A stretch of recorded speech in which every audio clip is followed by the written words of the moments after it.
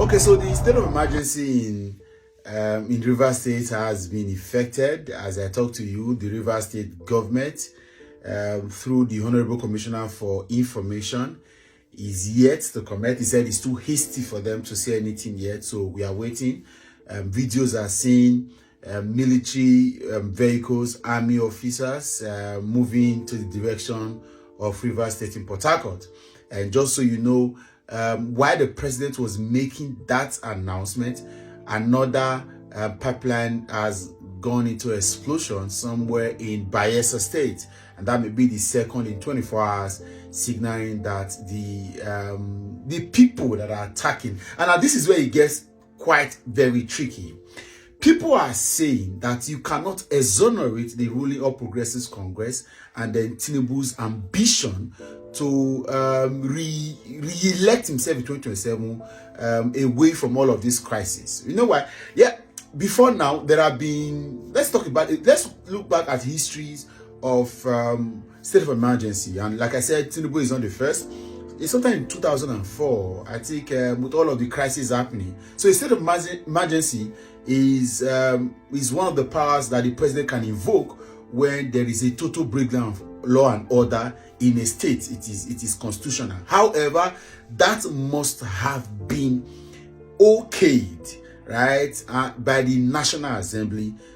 So to very clear, the National Assembly must okay all of that situation. But Bola Ahmed Tinubu said, in the interest of good conscience, and so that things do not get out of hand, he's announced the state of emergency and hoping that maybe the state of National Assembly will be rectifying that when they meet next. Now, in 2004, like I did say, Plateau State, I think Yobe State, during the Obasanjo's era, he did declare, but I can't remember Plateau State. But the most important, the closest of all, is what Goodluck Ebele Jonathan did, and God bless Jonathan.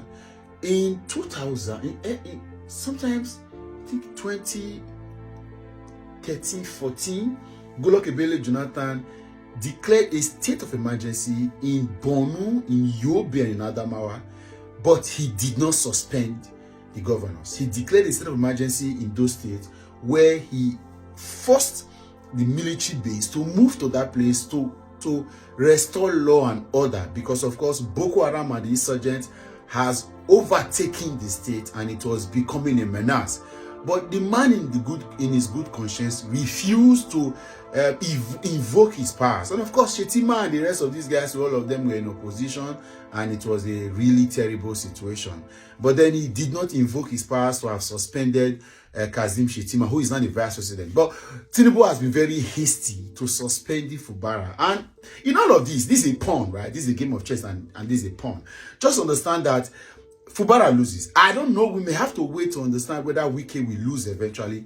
But Fubara has lost clearly. We don't know if Wike. But one of the clear winners of this particular situation right now is Bola Ahmed Tinubu. So it can be said that they may have been something like the voice of Esau, but the hand of Jacob in all of this, or the voice of Jacob, the hand of Esau in all of this, because somehow, if you look at all of these permutations, 6 months, this is 2025 already, 6 months into 2025, and this is already March. It means that by the 9th month of this year, which is September, they will do a review, and it can increase. So if this gets to 2027, forget it. It means that Bola Ahmed Tinubu will have the control of Rivers, which is a very, very important state in pulling down. If you know what Rivers brought to Bola Ahmed Tinubu in last election, it is important for Bola Ahmed Tinubu to have Rivers. And you cannot tell people that are thinking in that direction to shut up, because all of these points, because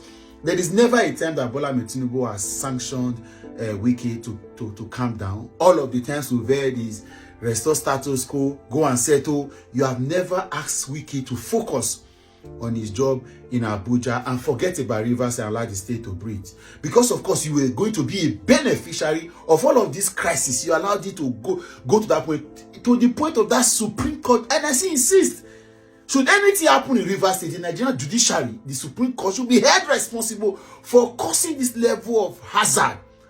Now, we hope that the Niger Delta militants should not take it, because now this is almost looking like a full-blown crisis. The military is going to work. Niger militants are going to react, and an elected executive governor has been removed by the president, exercising his own powers. But then the people are saying that this was too hasty. What has the military done to protecting the lives and properties? What has the military done to protecting the oil installations? Is it that we are agreeing that the Nigerian military do not have powers to protecting the oil installations in Niger Delta that brings the highest revenue to the country? Straight up, it just declared state of emergency. Like I said, this is constitutional power, but is it not too hasty? Would this not have been a matter of last resort? Would you not have used the military or the state apparatus to restore law and order while the governor continues to do his function? Who is benefiting from all of this? Bola Ahmed Tinubu and the APC has got questions to answer, but unfortunately, we are in Banana Republic where these questions may never be answered, because the game is the game. Hey, the game. We made a mistake allowing a businessman go to power, and he just sees to watch all of this crisis brewing, and then he benefits from it. This is a lesson for all of us. Fubara has lost. I hope, and I don't know about Wike, but I'm going to sit over, because of course, as I talk to you now, there are pictures already circulating of friendship meetings that Wike had in the past, and even not so far ago, with the current administrator that has been appointed by Bola Ahmed Tinubu. This is crazy, man. This is crazy.